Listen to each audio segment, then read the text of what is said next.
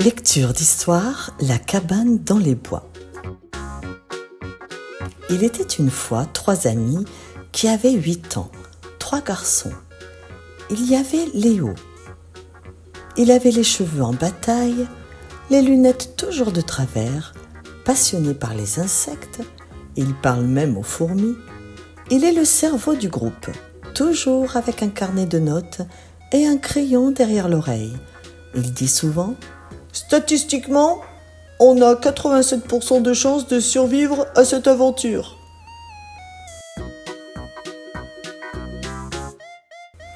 Max, grand pour son âge, un peu maladroit, mais toujours volontaire. Il adore les animaux et croit dur comme fer qu'il peut parler le langage des renards. Il porte une casquette à l'envers et des bottes trop grandes. Son cri de guerre « À l'aventure, mes moustaches !» Il n'a pas de moustache, mais il trouve ça classe. Tom, petit, vif, toujours en train de grimper aux arbres ou de faire des blagues. Il a une tignasse rousse et un rire contagieux. Il est le constructeur officiel de la cabane, même si elle penche un peu. Il dit souvent « Si ça tient avec du scotch, c'est que c'est solide. »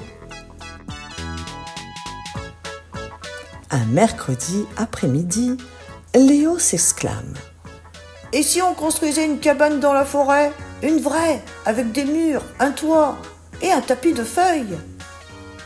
Tom saute de joie. « Et des pièges anti-monstres et une sonnette en pomme de pin ?» Max, les yeux brillants.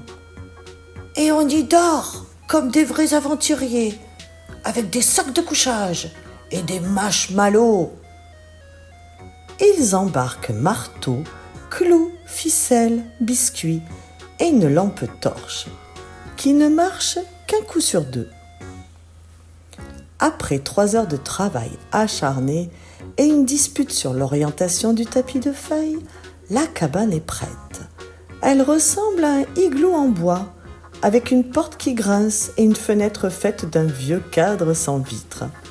Tom, fier. « Elle est parfaite! Elle penche vers l'est, c'est bon signe. » Léo répondit. « Scientifiquement, ça ne veut rien dire, mais j'approuve. » Max ajouta. « On l'appelle le fort des 3 renards. » À la nuit tombée, les garçons s'installent dans leur cabane, lampe torche allumée, enfin quand elle veut, et commencent leur veillée. Léo chuchote. « Écoutez, les grillons chantent. » Tom répondit. « Et les lucioles dansent.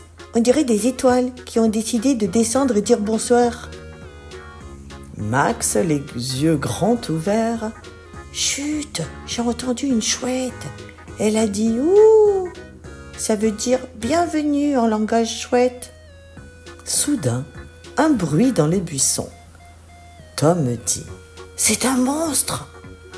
Léo répondit « Non, c'est probablement un hérisson. Statistiquement, les monstres sont très rares. » Max ajouta « Ou un renard, je vais lui parler. » Il sort et dit « Bonjour, noble renard, je suis Max, ambassadeur des humains. » Un petit hérisson sort timidement. Tom éclate de rire. « Bravo Max, tu viens de nommer un hérisson ministre des renards. » La nuit devint magique. Ils observent les vers luisants, jouent à deviner les cris des animaux et inventent des histoires de pirates de la forêt. À minuit, ils s'endorment, blottis dans leur sac de couchage, leur cœur rempli d'étoiles et de rires.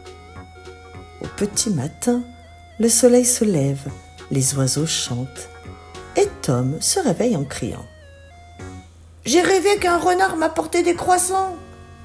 Léo répondit « Moi, j'ai rêvé qu'on découvrait une tribu de fourmis géantes. » Max ajouta « Moi, j'ai rêvé que les hérissons étaient devenus rois et m'avaient fait chevalier. » Ils rient, se promettent de revenir chaque semaine et baptisent leur cabane le royaume des aventuriers nocturnes. Après avoir savouré leur petit déjeuner en plein soleil, des fruits juteux, du pain croustillant nappé de confiture et un verre de lait frais, Tom, Léo et Max s'étirent en riant. Les oiseaux piaillent joyeusement autour d'eux, comme s'ils célébraient cette matinée parfaite. Ils rangent la table, replient leur sac de couchage et enfilent leur sac à dos. Devant la cabane, ils s'arrêtent une dernière fois, les yeux brillants de souvenirs et de promesses. Tom lève la main. « On revient tous les week-ends et pendant les vacances, c'est juré !» Léo ajouta. « Même s'il pleut, même s'il neige, on sera là. » Max sourit. « C'est notre royaume, après tout, le royaume des aventuriers nocturnes. » Ils se tapent dans la main, scellent leur pacte et prennent le chemin du retour, le cœur léger, déjà impatient de revenir.